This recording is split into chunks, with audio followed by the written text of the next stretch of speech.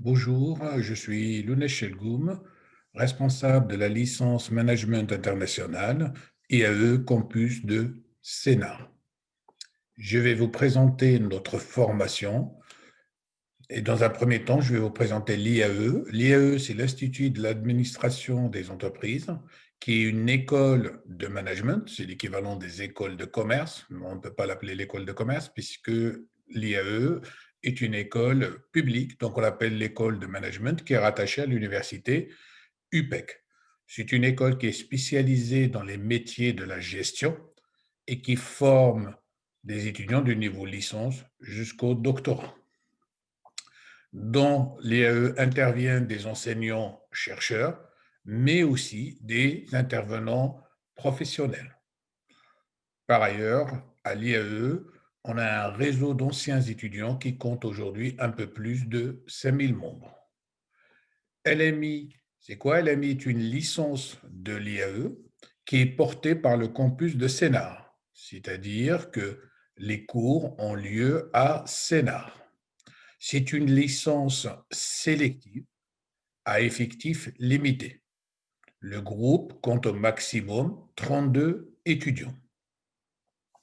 Cette licence-là constitue une alternative aux écoles de commerce et aux classes préparatoires économiques.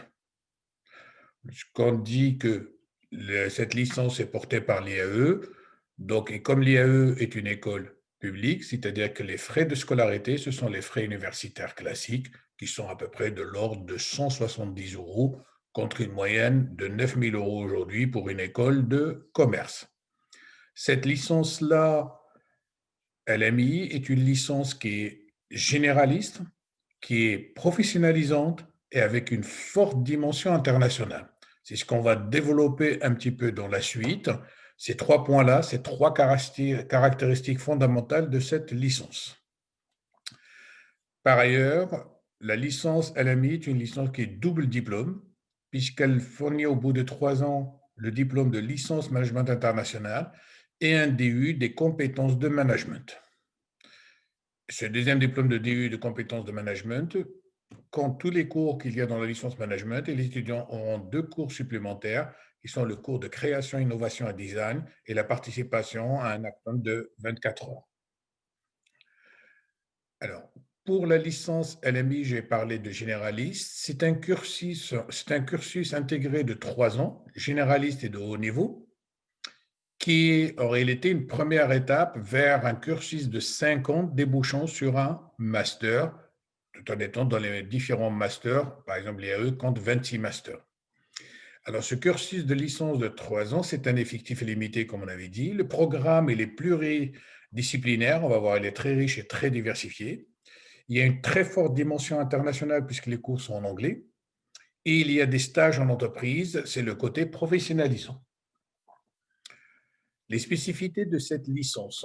Un programme, je parlais, pluridisciplinaire, puisque les étudiants vont avoir le management, le marketing, le droit, les ressources humaines, les méthodes quantitatives, les finances, la géopolitique.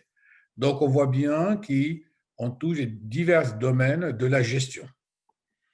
Cette licence-là forme les étudiants et les fait passer des certifications reconnues au niveau national et international, essentiellement 3 certifications, Voltaire pour le français, le TOEIC pour l'anglais et PICS pour tout ce qui est en réalité utilisation des outils numériques et de communication numérique. Une pédagogie innovante, puisqu'on dans cette licence, on va utiliser beaucoup ce qu'on appelle la pédagogie inversée. Il y a beaucoup de projets collectifs, c'est-à-dire par petits groupes. Ils feront au moins 3, 4 projets pendant le cursus de 3 ans. Et il y a des travaux aussi qui sont faits sous forme de serious game, donc ce qu'on appelle communément les jeux d'entreprise. Donc les étudiants seront en simulation et ils vont voir par exemple, des service games qu'ils utilisent dès la deuxième année. On va leur faire la création d'une entreprise et la gestion d'une entreprise et ils seront en concurrence avec d'autres entreprises.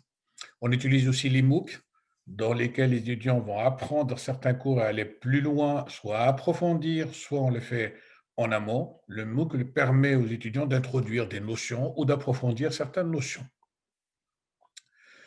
Les évaluations dans la licence, c'est une évaluation en contrôle continu et régulier des connaissances. C'est-à-dire que c'est un petit peu le restaurant dans le système du lycée. Bah, dans chacun des modules, ils auront plusieurs notes qui constituera après la moyenne du module, puis la moyenne des UE pour valider vraiment l'année, le semestre, et puis après l'année. Et cette évaluation-là, c'est différentes formes. Bah, il y a des évaluations écrites, comme ils connaissent, hein, ce qu'ils appellent le DS ou le contrôle. Il y a des évaluations orales. Il y a des devoirs individuels, mais aussi des travaux de groupe.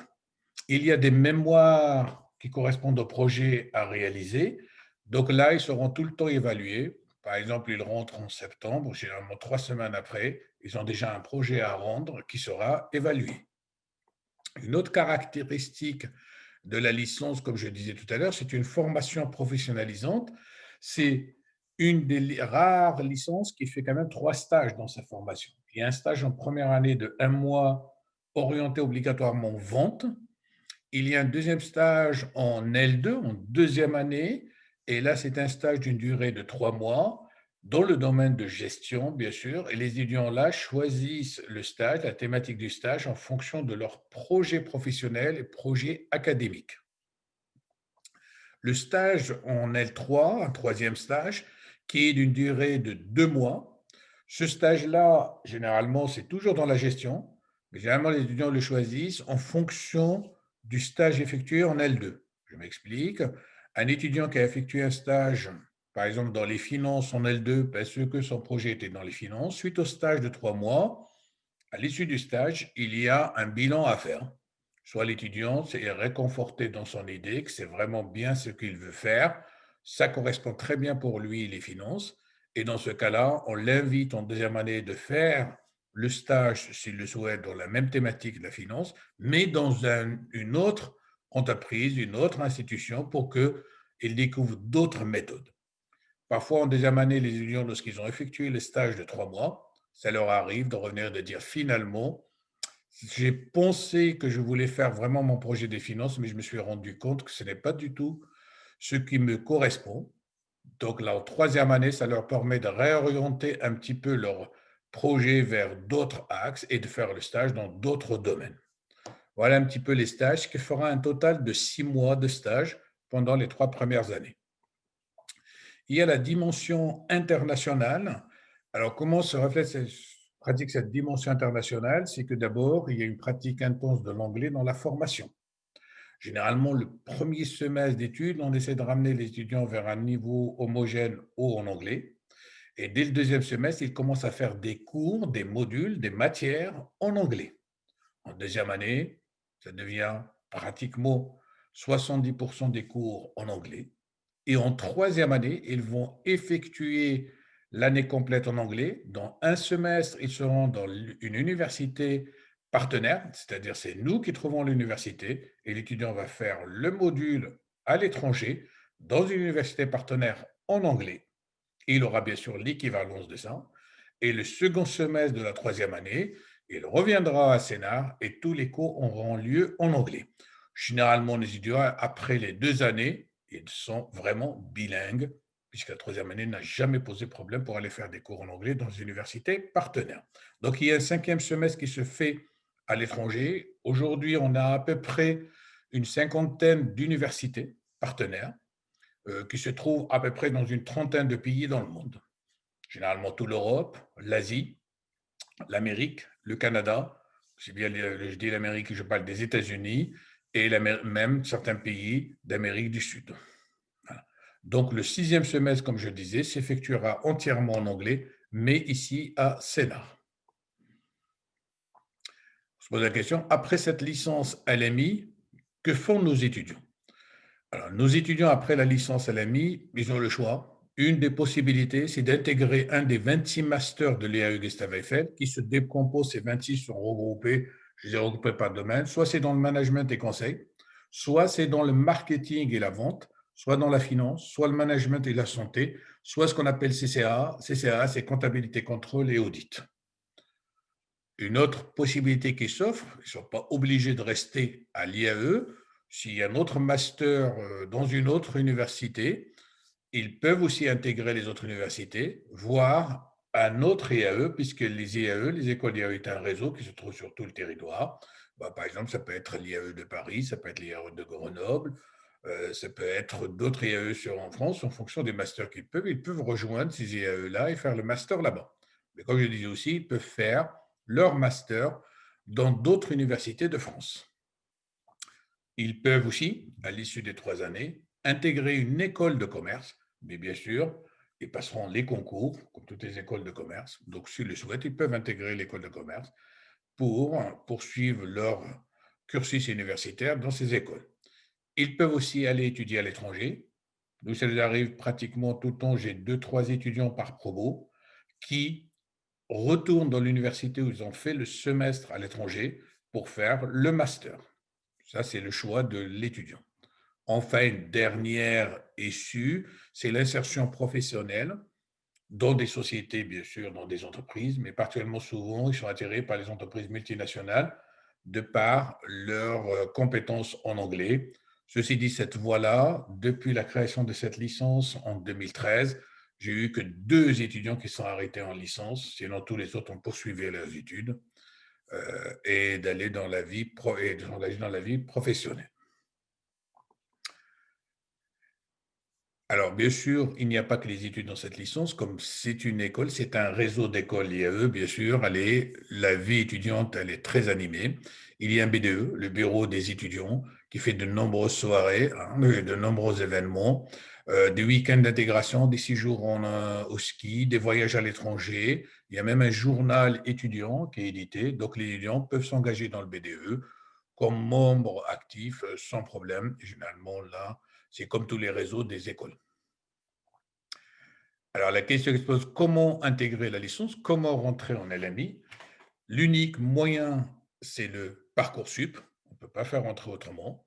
Donc, dans Parcoursup, l'étudiant va candidater via le Parcoursup et va choisir le domaine. Dans Parcoursup, il faut choisir le domaine droit, économie, gestion, choisir la mention économie et gestion et le parcours double diplôme, licence management international plus diplôme universitaire compétences en management, site de Sénart. Une fois c'est candidaté dans Parcoursup, la deuxième étape qui va arriver pour nous, c'est quelles sont les conditions pour pouvoir candidater. Ben, d'abord, il faut avoir le bac. Ou bien, ça peut être aussi des étudiants qui ont fait une première année de CPGE, qui reviennent pour faire la licence. Tous les ans, on a des candidatures. Comme ça, on a des étudiants qui ont fait une licence 1 en économie et gestion, dont d'autres, et ils veulent se réorienter en LMI, et parfois aussi des étudiants de TUT. Les modalités d'admission, ben, il y a d'abord 2 étapes. L'admissibilité. Donc, l'admissibilité, ça consistera à étudier le dossier académique de l'étudiant, c'est-à-dire qu'on va regarder les notes et les appréciations des 5 bulletins, c'est-à-dire les 3 bulletins de première et les 2 bulletins de terminale. Si c'est des semestres, bien sûr, ça va être les 2 semestres de première et le premier semestre de terminale. On se basera beaucoup sur la lettre de motivation et la fiche à venir avec les annotations des enseignants et des chefs d'établissement. À partir de là, un certain nombre de dossiers seront sélectionnés par le jury et ces étudiants-là seront convoqués pour un entretien de motivation, c'est-à-dire à la phase d'admission. Les convocations pour les entretiens pour les dossiers retenus se passeront toujours par Parcoursup. Dans l'admission, il y a un entretien de motivation et il y a une épreuve écrite d'1 heure qui constituera une dissertation de culture générale.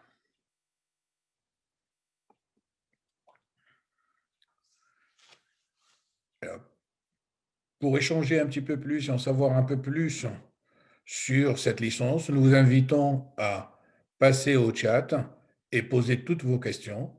Moi-même, des collègues et des étudiants seront présents pour répondre à toutes vos questions. Merci pour votre attention et à tout à l'heure sur le chat. Merci.